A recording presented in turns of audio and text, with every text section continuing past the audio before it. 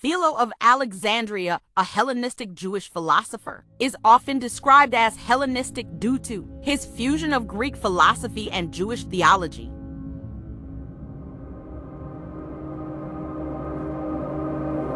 Philo adopts Plato's concept of the intelligible world, describing creation as a reflection of a perfect immaterial archetype. The material world is viewed as a lesser, imperfect copy of this ideal realm. Philo's language reflects Plato's Timaeus, where the material world is modeled after eternal forms.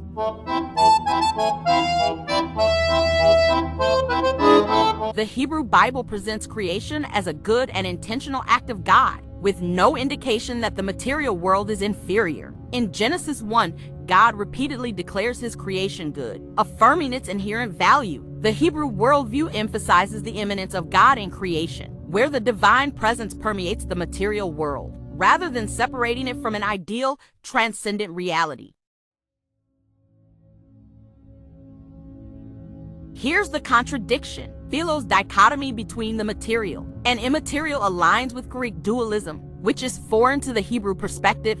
In Jewish thought, the material and spiritual realms are interconnected, and the physical world is not viewed as a shadow or inferior to a higher reality. And here begins the separation between the thought of Philo and traditional Jewish thought. When talking about the nature of God, Philo emphasizes God's absolute transcendence, describing him as unknowable and beyond all attributes. This aligns with Plato's concept of the ultimate one, which exists beyond comprehension and interaction.